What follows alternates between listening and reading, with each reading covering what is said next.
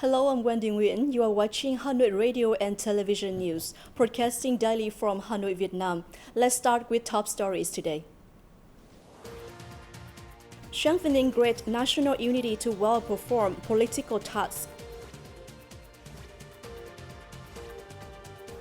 Hanoi reviews party building works in first half of 2021. Hanoi inspects COVID-19 prevention and control. The Vietnam Fatherland Front Committee of Hanoi held its seventh session in 2019-2024 period to review its operation in the first 6 months of 2021 and roll out plans for the last, review the election of 15 National Assembly and People's Councils at all levels for 2021-2026 tenure, and conclude the campaign raising fund for Vietnam Seas and Island 2021. Hanoi Party Deputy Secretary Nguyễn Văn Phong attended the event and delivered a keynote speech. On the first half of 2021, the Vietnam Fatherland Front Committee at all levels in Hanoi have effectively carried out key tasks and patriotic emulation movements. Particularly, the committee significantly participated and contributed to the overall success of election of 15 National Assembly and People's Councils at all levels for 2021-2026 tenure. As of June 28, the Vietnam Fatherland Front Committee of Hanoi has raised 295 billion dong for COVID-19 fight and vaccine purchase, as well as 51.1 billion dong for Vietnam Seas and Islands Fund 2021, increasing 6.86 billion compared to 2020. While highly appreciating these achievements, Hanoi Party Deputy Secretary Nguyễn Văn Phong reminded that there will be difficulties in the last half of the year due to COVID-19 epidemic, requiring the Vietnam Fatherland Front committees at all levels to well perform 5 groups of key tasks. Especially, they should focus on developing action plans and effectively implementing guidelines of the party, policies, and laws of the state, especially the resolution adopted at the 13th National Party Congress. Also at the event, the Vietnamese Fatherland Front Committee of Hanoi and Chairwoman Nguyễn Lan Hương are awarded certificates of merit from the Prime Minister for their achievements in successfully organizing the election of 15 National Assembly and People's Councils at all levels. Many other collectives and individuals were also rewarded. In addition, Hanoi leaders also presented 40 billion dong to build a multi-purpose cultural house on Thuyền Chai A, Cheung Sa Archipelago. Hanoi Party Committee's Commission for Organization held a conference on Tuesday morning to review the party building works in the first half of 2021 and roll out plans for the last one. Head of the Commission, Vũ Đức Bảo, presided over the event. In the first 6 months of the year, Hanoi Party Committee's Commission for Organization and Party Cells at all levels have completed a large amount of works with ensured quality. The commissions for organization of party committees at all levels have fulfilled their task of advising on personnel work, contributing to the success of the election of 15 National Assembly and People's Councils at all levels. Speaking at the conference, Mr. Vũ Đức Bảo asked the commissions for organization at all levels to continue to advise and well perform the task of strengthening weak party cells, as well as to issue plans to implement Resolution Number 4 of Hanoi Party Committee. The commissions for organization of 12 districts and Son Tay Town should closely monitor the pilot urban governance model to promptly report difficulties and problems for solutions.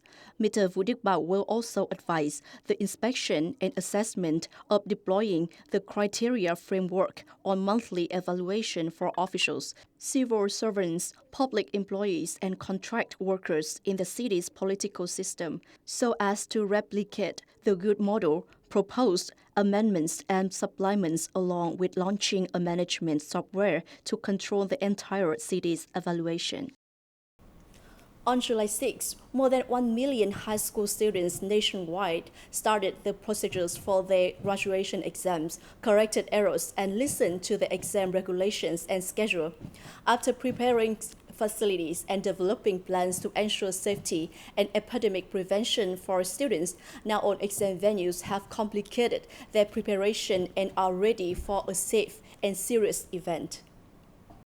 Instead of only preparing 25 rooms for 600 students, the exam venue has set up 2 more backup rooms, 2 waiting rooms, and 1 isolation room to ensure safety.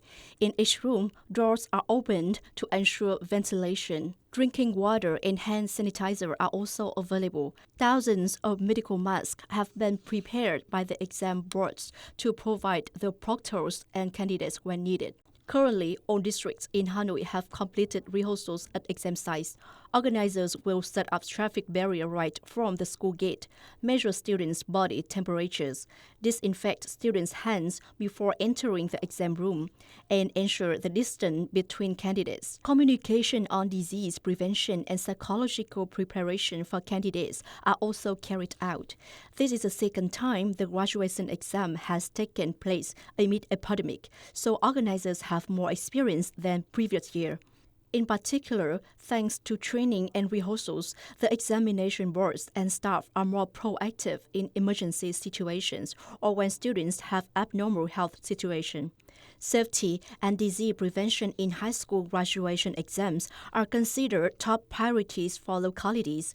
The Ministry of Education and Training also requires exam venues to strengthen monitoring and protecting exam questions, improving security to avoid revelation before the exam. Careful preparation, including backup plans for facilities or unusual situations, is the key factor to help students and proctors to enter the exam with peace of mind.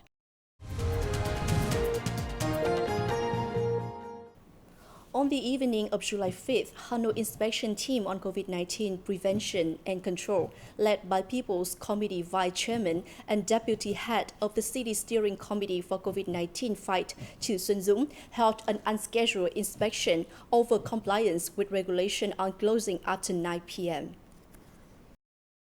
After 9 p.m., the closing time according to the city's regulations, there are still many stores opening in Hoàng Mai, Hai Ba Trung and Hoan Kiem districts.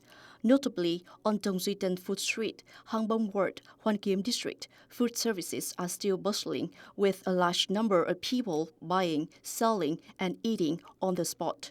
Owners and staff do not even wear masks. Explaining their violation of the regulation on closing after 9 p.m., many owners take the excuse for making living. In addition to operating after specified hours, there are restaurants that do not comply with the regulation on COVID-19 prevention. Some places even cover up to operate late at night in various ways. Strengthening monitoring, urging, reminding, and strictly handling violations of businesses, services, and restaurants in Hanoi is necessary to ensure COVID-19 prevention and control, especially when the city has recorded a number of few infected cases. Ladies and gentlemen, the Green Point of Sale, a supply chain showcasing products of rural youngster startup across the country, was just expanded in Hanoi. To many young people, this supply chain may provide a great boost to help them realize their entrepreneurial dreams. This is also an activity in response to the movement connecting agricultural products, sharing products with love to overcome the pandemic. Jointly launched by the Ho Chi Minh Communist Youth Union Central Committee, the Ministry of Agriculture and Rural Development, and Vietnam Farmers Union Central Committee, and the Vietnam Women's Union Central Committee. After the first Green Point of Sale was opened at 34 Khúc Thừa Dụ Street, the second and third store of the supply chain have just come into operation at B3 Hàm Nghi and 67 Yên Lãng Street, respectively. The stores introduce OCOP and safe agricultural products of regions across the country with the aim of helping Make in Vietnam products gain their footholds in the domestic market, as well as improving the values of farm producers of rural youth who won Lương Định Của Award and the Innovation Startup Contest. Currently, the supply chain is helping localities sell their agricultural products. It is expected that as many as 3,000 green points of sale like this will be opened nationwide by 2023, with priority given to products from cooperatives, small and very small business households, and businesses that do not have a voice yet in the domestic market. The supply chain will not only provide young startups with modern trade promotion, finance, transportation solutions, but also advise them on product development, agricultural product preservation, food hygiene and safety, packaging design, and branding. That's all for today. Thank you for watching and see you next time.